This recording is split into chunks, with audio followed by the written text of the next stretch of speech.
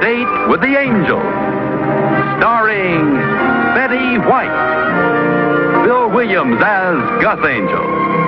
Presented by the Plymouth Dealers of America, who proudly sell and service the beautiful new Plymouth for 1957. The time, about 4 months after Vickie and Gus Angel were married. The plot, there's no business like monkey business. The main character, there's no business like monkey business.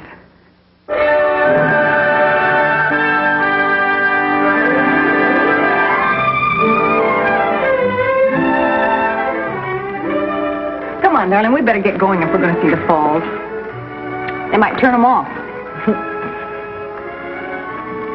To the gang at Henshaw, Taylor, Malcolm, and Chase, care of George Why care of George? Read it and see.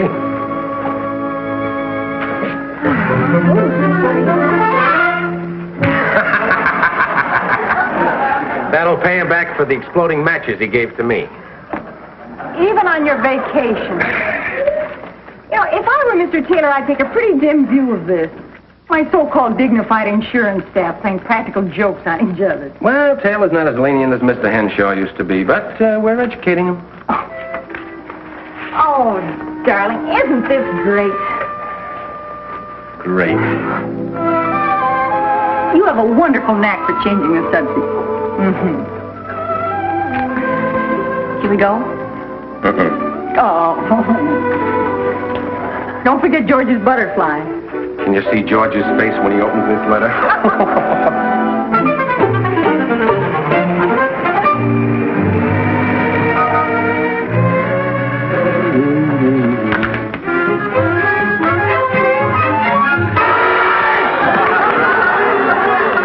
You yell? Yeah. How do you like that Gus Angel pulling a cheap trick like that on me? Well, George, you should have checked the envelope first. You know, you can feel those things through the paper. Yeah? Here, let me read that note. Dear gang, there's every animal in the world up here in Yellowstone, so we thought we'd send you one, Gus and Vickie. Hey, is Vickie in this too? Well, that's what it says. Oh. You know, George, we've got to get up a nice little reception for them when they get back. Yeah. Let me see. Hey, I'll tell you what we do. How about turning their lawn upside down? How do you do that? Well, you just cut it up in 1 foot squares and turn it over. And when they come home, all they got is roots. Nah, everybody does that. I know what Hi, we do. fellas. Hi, Keith. Hey, when do we go on strike? No, we were just discussing getting back at the Angels. Oh? Get a load of that. The old butterfly trick. Clemson fell for it. Oh, well, gee whiz. See, I know. Why don't we dump a load of gravel in their driveway? No, it's too expensive. It's a thought. I know. Where we could get... What? Well, go ahead. I like it already. Yeah, this is the best one yet. They say there's every animal in the world up in Yellowstone, right? Right. Well, we're going to show them one they've never seen. Now, here's what we do. Keith, Kenny, you have work in here? Why else would we be here, Mr. Taylor? Sorry. Who did the correspondence with the Lydia Blair's people? Well, I believe that was Gus Angel's account, sir. Oh. Well, it looks like I'll have to bother him the moment he gets back from his vacation. Yes, sir. Well, why didn't you tell me that Angel had sent us a letter? Oh, Mr. Taylor, don't open that, sir. Mr. Taylor, sir. Don't.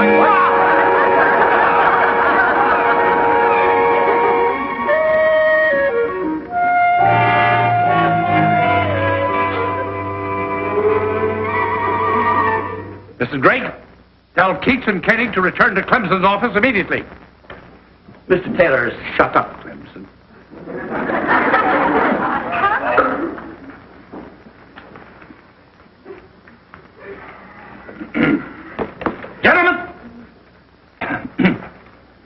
Gentlemen, for some months now, you three men, and Angel, of course, have engaged in a series of undignified and ridiculous and utterly childish practical jokes. Come back here. Sir, I merely happen to be passing Clemson's office. Yeah, me too, sir. George, this is your office. Shut up, Clemson! I am telling you, here and now, there will be no more practical jokes in this office. Do I make myself clear? Yes, sir. Yes, Yes, sir. sir. Yes, sir. Yes, sir. Yes, sir. That will do. Now, you all know how I dislike threats, but this is a business office, and by thunder, it's going to be operated like a business office. Yes, sir. That is all. Fellas, I don't know about you, but he made me feel absolutely juvenile. Yeah. And you gotta admit, he's been a pretty good sport. Now, what do you got in mind? Now, here's what we do.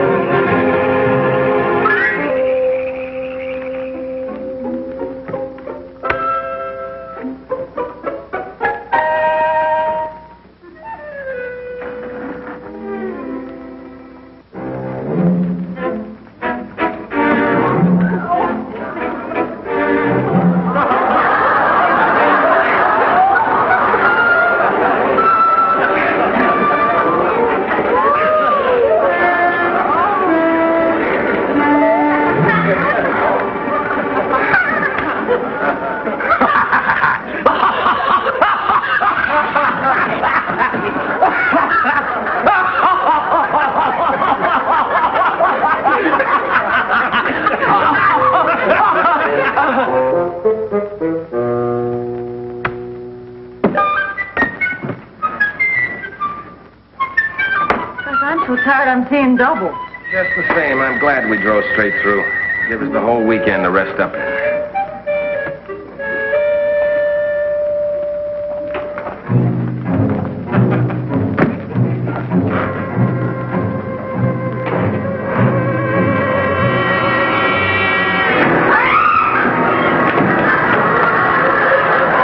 What happened?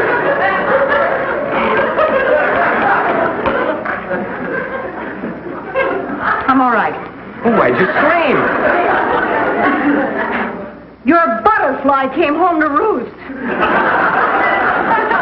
Now, what does that mean?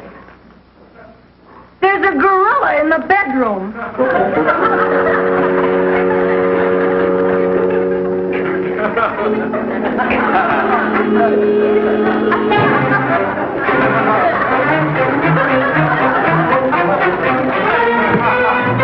Honey, tired is tired, but a gorilla's in the bedroom, too. Why, it's a gorilla. And the big funny joke is over. You know who did this, don't you? Sure. Keats thought of it, and Wilma was taking care of the house for you, so George had the key, and Carl organized it. It had to be them. It would take at least two of them to lift it. How do you like those guys? This is not the moment to ask me that question.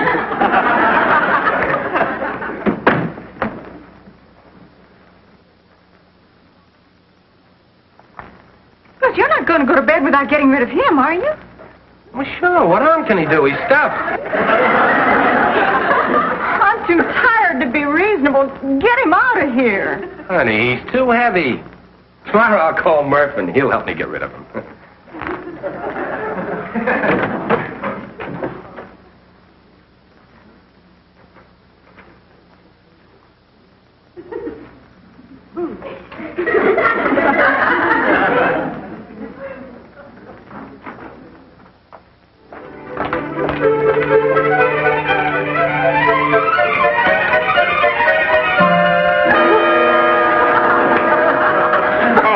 Gus, let's put this thing down. It weighs a ton. Yeah. Good morning. Me, Jane. Honey, Murph had a wonderful idea on how to get even with those guys. Now, honey, we shouldn't get Murphy mixed up in this. Well, that's what neighbors are for. Like I told Gus, these three clowns are going to expect some reaction out of you, and all you do is just nothing. Sure, they won't be able to stay away. You know darn well the three of them will be by this afternoon to see how pale and frightened we are. Well, he isn't exactly cuddly. I'd love to see their faces when you pretend that you don't know nothing about them. They'll flip. I don't mean to sound like a stuffed shirt, but hasn't this practical joke thing gone just about far enough? Well, who are you hurting? Come on, Gus, let's get them out of here. get that door.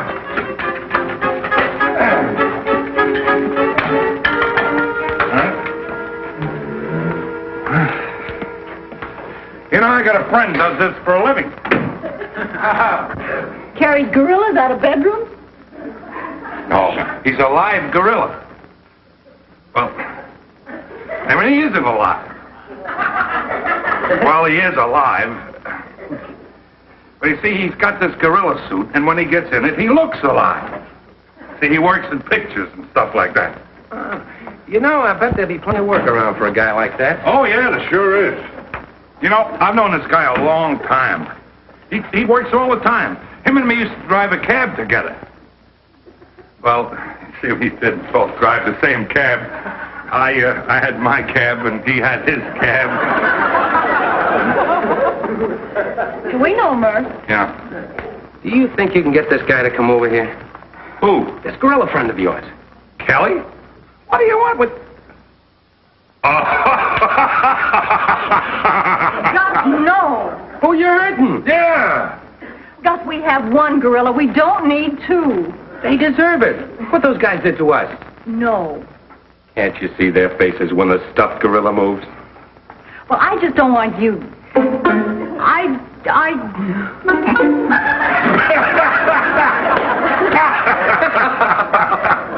Murph, do you think you can get this fella? I'll call him right away. Now, here's what we'll do. Double. Why at the last minute like this, Mr. Kelly? Murph's done me a lot of favors. Besides, sounds like fun. Yep. Old Kelly will do a real good job for you. You sure you won't stay and watch? Oh, no. Kel's right. They wouldn't act natural with a stranger around. We'll give you a scream-by-scream report. I think they're here. I'll sneak out through the patio. See you later. Come on, Mr. Kelly. Now, remember, at first we're going to pretend we don't know anything about any gorilla. Now stand between the beds where the stuffed gorilla was. What do I do when I get in the bedroom? Ad-lib. Oh, it's good to see you, boy. Well, Vickie, welcome home. How was Yellowstone? Hi, Vickie, honey. George, what a surprise. Well, I just stopped by to return your key, and look who I run into on the front porch. Well, I happened to be in the area, and suddenly I remembered you were about due home. Just get in today, kid? Last night. Late. Oh.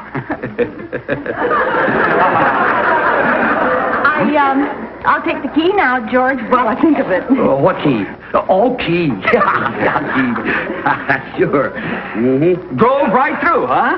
Straight through. Never mind, George. I can get the key from Wilma.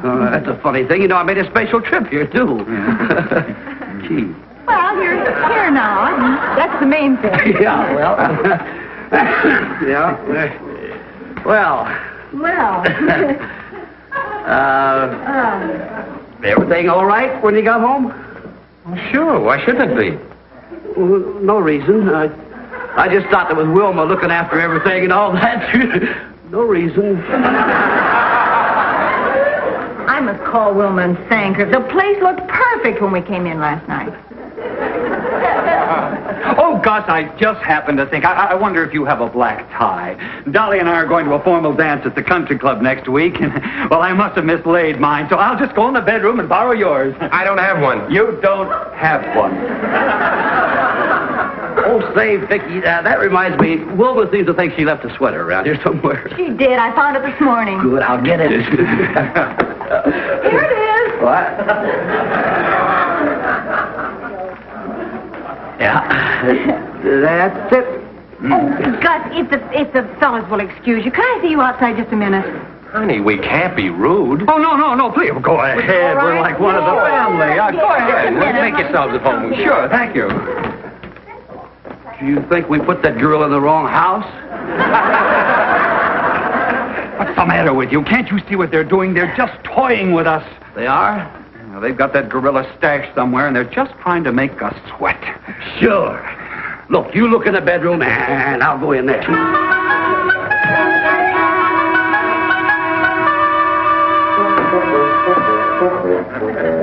It's okay, George. It's right where we left. I was right. I sat on the back porch. Now, look, here's what we're going to do. You're talking about the gorilla. He's in the bedroom.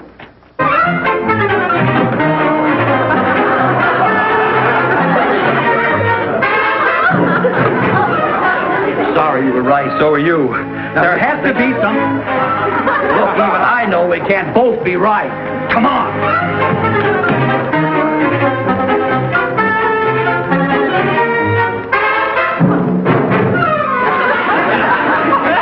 Wait a minute. You know how they do this, don't you? This room somehow connects with the service porch, and every time we charge into one room, they shove the gorilla in the other. Yeah, either that or they got some pretty shaggy laundry out there. Oh, come on, let's get this monkey out of here. He's costing us $10 a day. Yeah.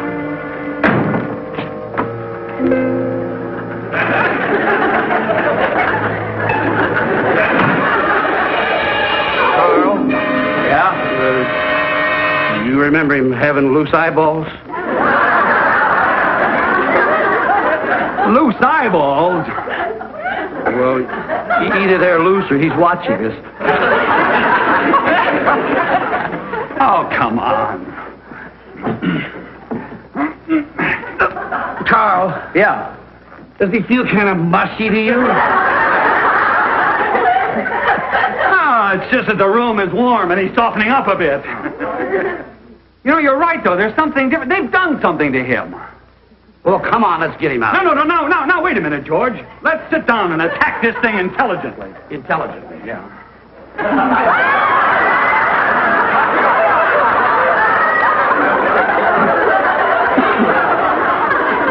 Well, the first thing is, we know we put a gorilla in here yesterday. Right. That's right. The Angels came home last night and saw that gorilla. That's right. And just a moment ago, you saw a gorilla in the kitchen. Laundry room. That's right, in the laundry.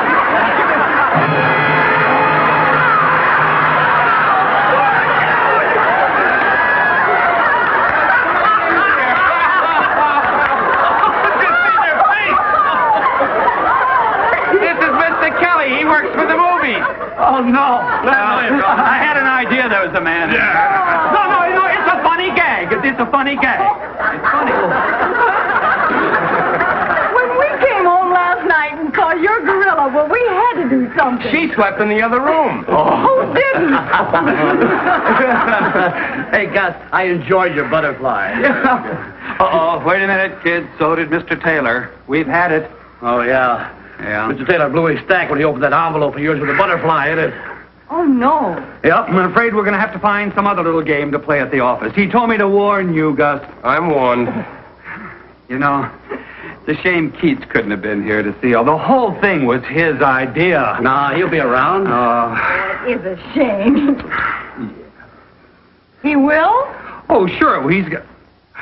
Yes! Yes, Vickie. Now, here's what we'll do. We'll get Mr... Can you stay just a little while longer, Mr. Oh, Kelly? I'd love it. All right. We'll pull the same gag we did on you, except we'll do it in the living room. And when Jim Keith sees it, he's not... There he is. Now, you come in a little while and don't let him see you move. Have fun.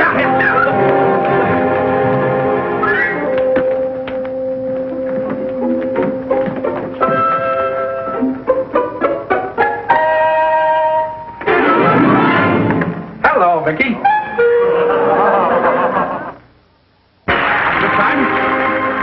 I'll call Gus. Oh, no. I realize this is a very poor time to call, but you see, my vacation is starting Monday, and, I wanted to brief Gus on one of our clients. Lila and I go to Europe, leaving Monday. You can't leave soon enough. Yeah. Don't you find? Yes, you're quite right. I just hope you have as good a time as we did. Right. Thank you for the candy. That was so sweet of you. Oh, not at all.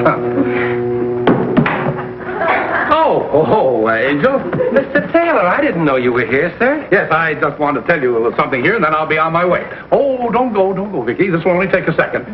This is the Blyers account. These papers, Gus, were at my home, and I wanted you to have them before I left.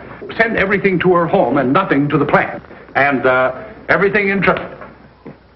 Well, I guess that's it.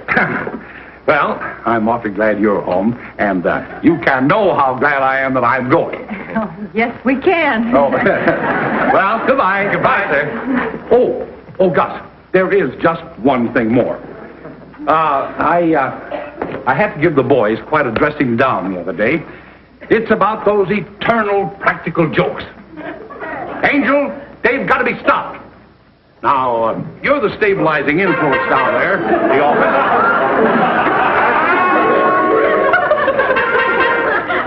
And I'd kind of like to have you take charge while I'm away. You know, it's absolutely ridiculous. Men, grown men, acting like children. Why, even Keats is guilty. Wrong one. No, I thought he was the wrong one, too. But he was guilty. Yes, he was the one who, he punched those little holes in the paper drinking cups, you know. Oh, ridiculous. A dignified man like Keats, thinking that it's funny to see water dribbling down somebody's shirt front. No. You know, we have a business firm, and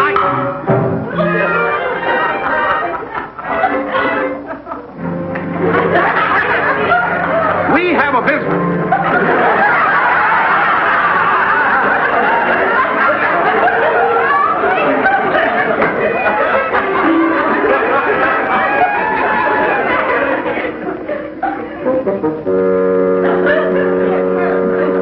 We got it in Yellowstone.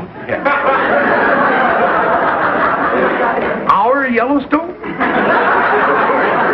Well, this friend of ours is the curator of the museum up there, and he didn't know what to... And he had this gorilla in his museum. And it was confusing the tourists, so he asked us if we'd bring it down. What were you saying about... Was it here when I came in? Well, yes, he's too big for the closet, and, you want me to deal directly with Miss Blythe, sir? Yes, yes, Gus. You see, you're the only one that can... Yeah, but he's not indigenous to Yellowstone. Well, that's what was confusing the tourists. Offhand, I would say that your Yellowstone friend is imposing upon you. Well, we're going to get him out of here the minute we can. Well, Lila and I are booked on for Liverpool on one of the big steamers, and I'm just old-fashioned enough to, or maybe I'm just old enough to think that an ocean voyage is the only voyage.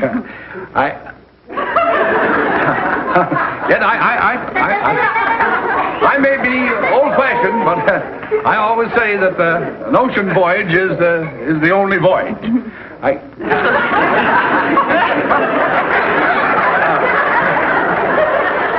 Of course, this may make me feel old-fashioned, but that's the way I have. I mean, could I have a glass of water, please? Let me get it. No. I'll get it. I need the walk.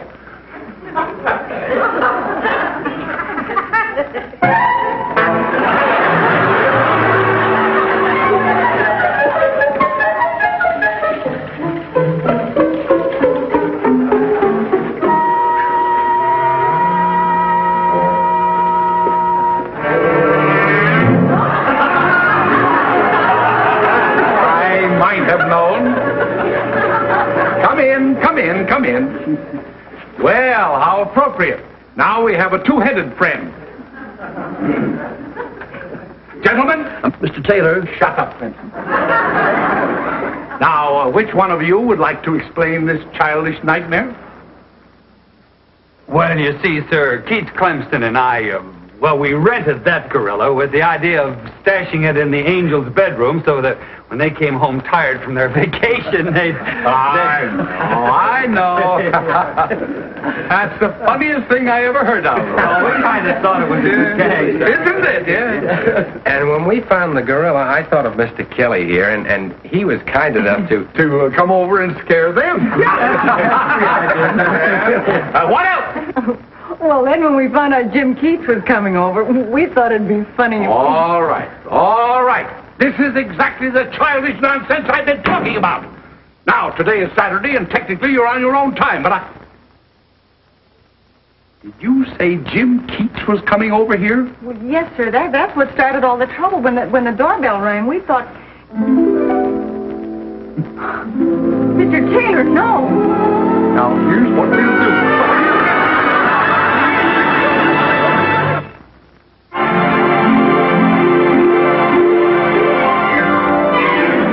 date with an angel. Gonna meet her at 7. Got a date with an angel, and I'm on my way to heaven.